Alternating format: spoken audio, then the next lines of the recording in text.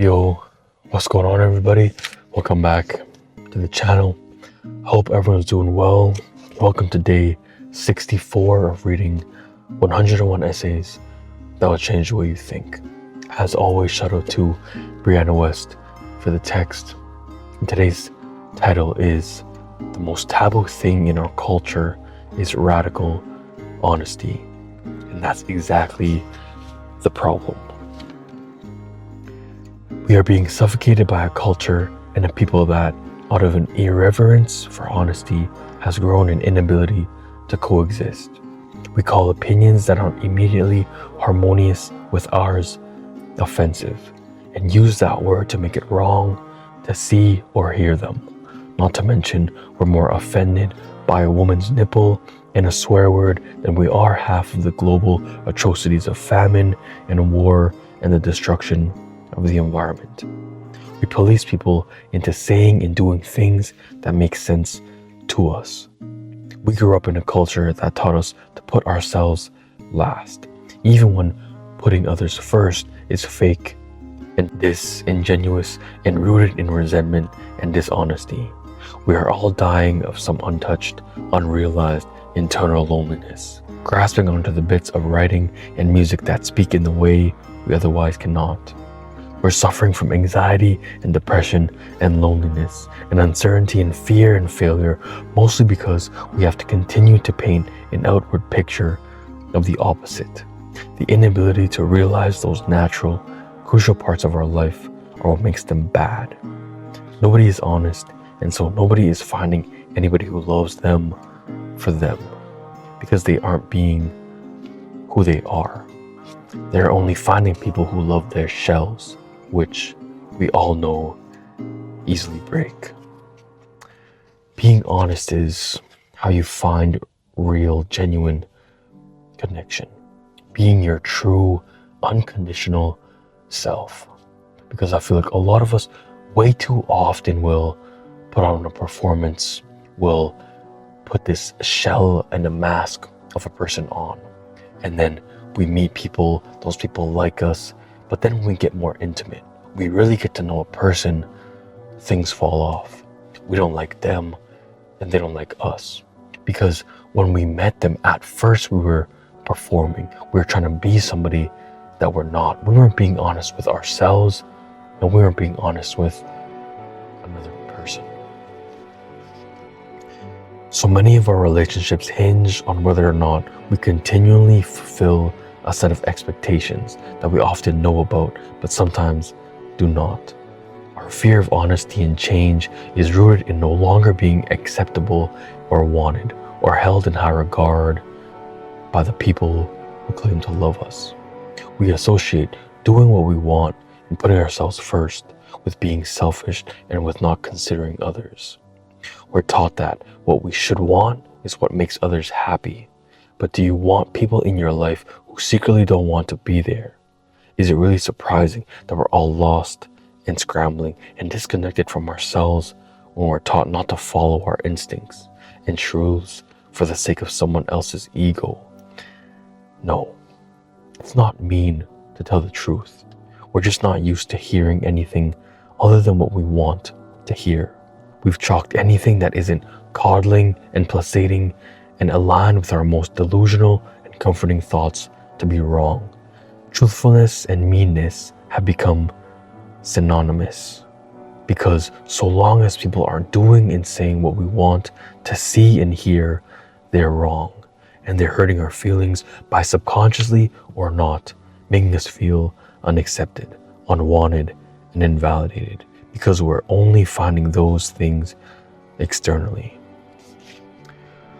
We live in a society and a culture that we never want to hurt another person's feelings. We never want to step on anybody's toes. We don't want to be honest. We don't want to be truthful. And when we are, we're some sort of prick. We're some sort of mean person. We're rude and we're inconsiderate. But all we're doing is we're considering the other person. We tell people what they do not want to hear, and we're looked at as the villain. We're looked at as some sort of bad person. but we're just telling the truth. We're telling people what they need to hear, not what they want to hear, but what they need to hear. And we're so conditioned to believe that everything is good. We're so conditioned to believe that when somebody tells us the truth, there's something wrong with them and not us. What you have to keep in mind is that the people who shout the loudest about needing to behave a certain way are undoubtedly the very people who have most deeply and profoundly had their lives shaped by doing what other people wanted. They listened to the people who shouted loudly at them, and for that, they got emptiness. The very emptiness that their words are echoing through and out of. At our core, there's only light. I guarantee there is not one person you wouldn't love if you knew their true story, their whole story. If you lived a day or a year or a lifetime in their shoes. We can't expect equality when we're holding up facades of inequality through dishonesty. How can we expect people to treat all others as equals if they're constantly feeling beneath someone else? The root of equality and understanding equality of the human condition is being honest about it. The only way to change the course of our society, to enlighten the closed minds, to shift the way we perceive gender and race and humanity itself is first and foremost by getting it all on the table. We are talking in circles and affirming only with people who inherently agree with us, rather than trying to understand where the people who don't are coming from. This is not change. This is ego steroids. There's so much value placed around helping others and being selfish and forcing people to volunteer when they don't genuinely want to. The only kindness we grow and support is that which we force on other people, the sort we perceive as correct. Fake kindness is not worth it. It makes the world worse. It is the root of resentment and ill will and self-hatred and bigotry and prejudice. Often the kindest things we experience in life are the moments in which someone cared about who we were, then how our feelings would be hurt to tell us the truth that we saved us or showed us some otherwise invisible reality. Often, the way we are kindest to ourselves is by saying no. Often, the things we are most grateful for are the ones that were and are the most trying, the most deeply compelling, the most wholly changing, even if at first they aren't necessarily comfortable. This is why you need people in your life who will tell you the truth. They won't sugarcoat things. They'll hold you accountable. They will keep you accountable for your mistakes, for when you really need that wake-up call. Because if you were off course, you were being distracted, do you want people in your life to just be like, yeah, everything's all good, keep doing you? Or do you want somebody to shake you awake? You need somebody in your life to do that, to tell you the honest truth. Because oftentimes we can't see it. When we're the ones in our own shoes, we can't see. We can't see how it really fits. We don't see ourselves stumbling in these shoes that don't fit because we're the ones in them. So you should say no when you want to say no. You should speak precisely and kindly and with understanding, but directness when you see a friend struggling to make a simple choice that will have a profound effect on their entire quality of life.